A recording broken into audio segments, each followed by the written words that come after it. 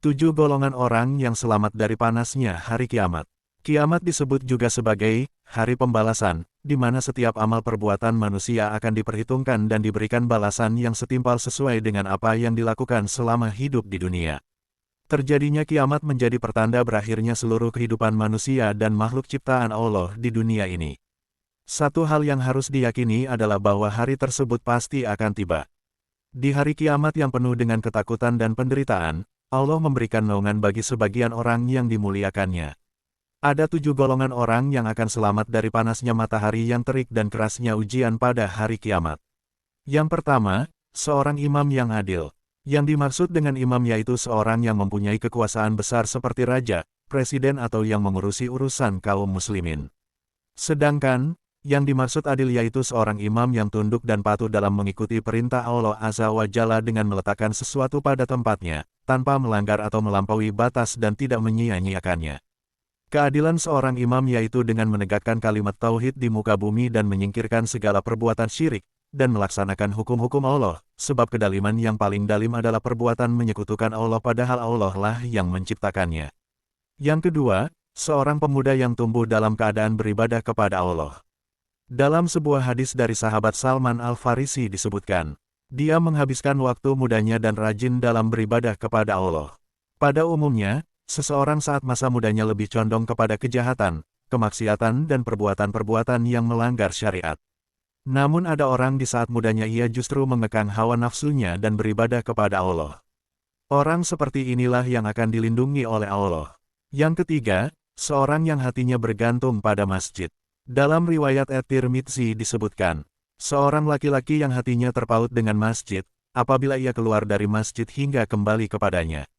Hal ini menunjukkan tentang rasa cintanya kepada masjid untuk salat dan zikir kepada Allah. Hatinya bagaikan lampu pelita yang terpasang di atapnya, di mana tidaklah dia keluar darinya melainkan dia akan kembali. Kata rojulun, seorang laki-laki, di sini hanya terbatas pada laki-laki saja karena perempuan tidak diperintahkan untuk meramaikan masjid-masjid Allah, dalam artian untuk melaksanakan sholat berjamaah di masjid. Namun dianjurkan bagi para wanita muslimah untuk melaksanakan sholat di rumah mereka. Sedangkan, bagi laki-laki diwajibkan untuk melaksanakan sholat berjamaah di masjid. Wanita muslimah sholat di rumah-rumah mereka lebih baik daripada di masjid. Akan tetapi apabila mereka meminta izin kepada suami untuk sholat di masjid, maka suami hendaknya mengizinkannya dengan ketentuan tidak menimbulkan fitnah. Pakaiannya harus menutup seluruh tubuh dan tidak memakai parfum, wangi-wangian. Yang keempat, orang yang saling mencintai di jalan Allah. Merekalah yang berkumpul dan berpisah karenanya.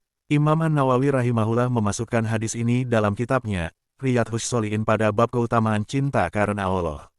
Mencinta seseorang hanya karena Allah Azza wa Jalla adalah cinta yang tidak dapat dinodai oleh unsur-unsur keduniaan, ketampanan, harta, kedudukan, fasilitas, suku, bangsa dan yang lainnya. Akan tetapi dia melihat dan mencintai seseorang karena ketaatannya dalam melaksanakan perintah Allah dan kekuatannya dalam meninggalkan larangannya. Al-Hafiz Ibnu Hajar rahimahullah mengatakan, disebut dengan dua orang yang saling mencintai di jalan Allah, di mana ia berpisah dan berkumpul karenanya, yaitu apabila keduanya saling mencintai karena agama, bukan karena yang lainnya. Dan cinta agama ini tidak putus karena dunia, baik dia berkumpul secara hakiki atau tidak, sampai kematian memisahkan keduanya. Dalam sebuah hadis yang diriwayatkan oleh Al-Humaydi disebutkan bahwa yang dimaksud yaitu dia berkumpul di atas kebaikan. Kemudian sabda Nabi Muhammad, yang artinya, keduanya berpisah karenanya, yaitu keduanya berkumpul dan berpisah hanya karena Allah Azza wa Jalla, badannya terpisah karena safar atau kematian tetapi ruhnya tetap berkumpul di atas manhaj Allah Azza wa Jalla. Yang kelima, seorang lelaki yang takut melanggar perintah Allah saat digoda oleh perempuan. Seorang laki-laki yang diajak berzina oleh seorang wanita yang memiliki kedudukan dan kecantikan, lalu laki-laki tersebut berkata, "Sungguh aku takut kepada Allah."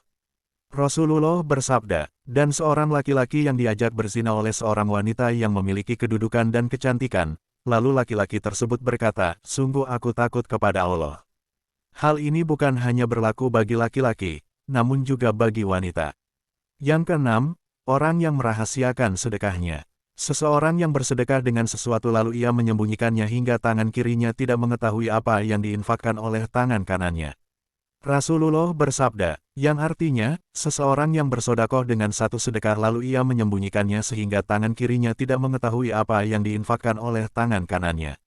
Sudah diketahui bersama bahwa infak itu dianjurkan agar dilakukan dengan tangan kanan karena Nabi Shallallahu Alaihi Wasallam memerintahkan menggunakan tangan kanan ketika mengambil sesuatu, makan, minum, maupun bersodakoh. Yang ketujuh, seseorang yang mengingat Allah dalam keadaan sepi lalu air matanya mengalir. Rasulullah bersabda, dan seseorang yang mengingat Allah dalam keadaan sepi lalu air matanya mengalir.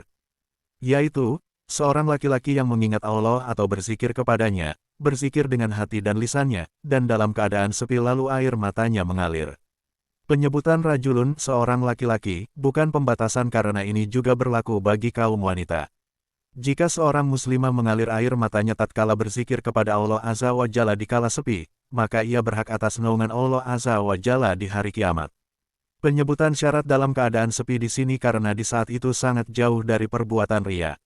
Tentang mengalir air matanya karena takut kepada Allah terdapat beberapa keutamaan, di antaranya tidak disentuh oleh api neraka.